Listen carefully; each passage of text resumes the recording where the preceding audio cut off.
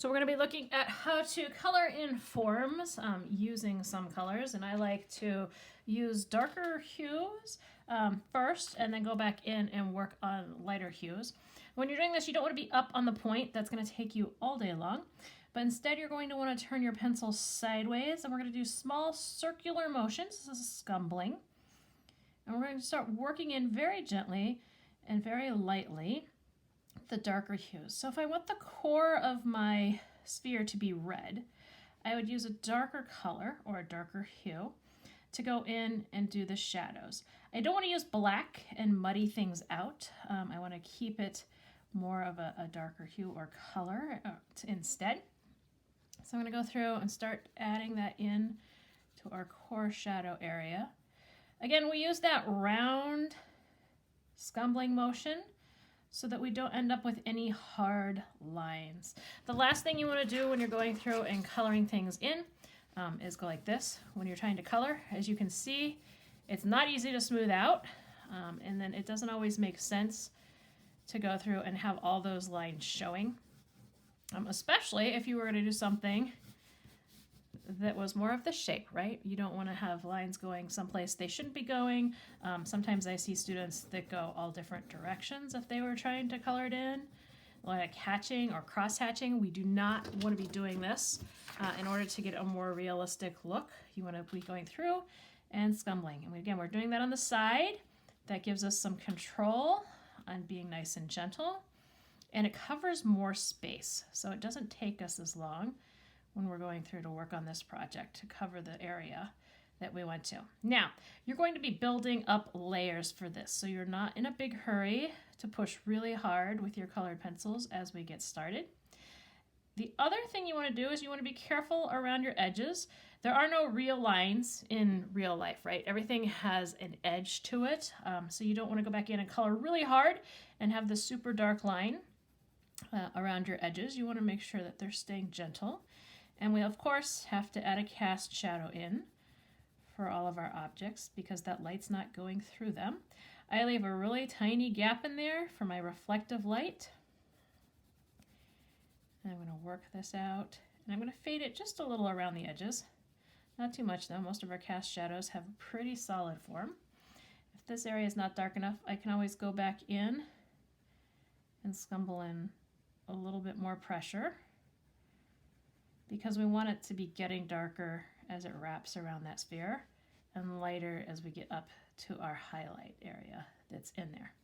I'm going to be doing a lot of switching back and forth. I can move a purple, and then I can add in a nice layer of blue to give it some more depth. And that's really what layering these colors is about. We're doing it gently because it leaves little white spaces in between, and then we can go back in and fill some of that in with another color. And we want to get that real rich chroma to it when we're working on these. I work that color up a little bit more into here, not too far yet, because if we're looking at the core of our color being red, we don't want to overdo it on our other colors, right? I'm going to keep these pencils to the side so that I remember which ones I've been using. I'm going to find myself a nice red and start working the red into it. Again, on the side, in that scumbling motion. And now we really want to start defining the fact that our sphere is red. We're going to work that up and out. And we're okay to combine these colors so far because our red and blue make a purple, right? So we're not doing any complementary colors at this point in time.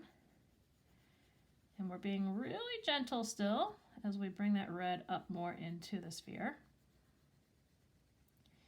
But I want to overlap everything with some of that red since that's our main color.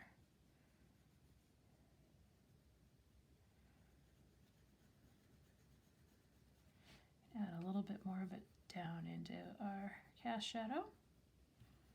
I'm going to come back to that red because as we get lighter, I want to bring it up into a little bit of the yellow or oranges as it makes that transition.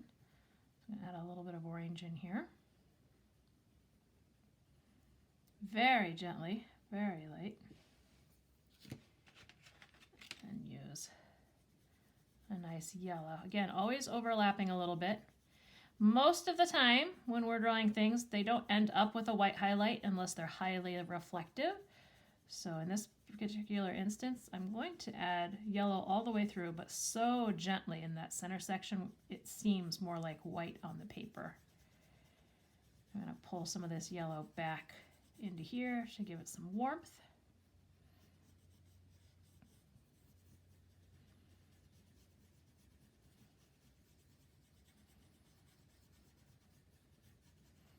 And then I want to work back into my red a little bit more. I don't have enough red in here that the sphere truly seems like it's a red base. So I'm going to go back in and push just a little bit more firmly with that scumbling motion to really add more red on top of my other colors.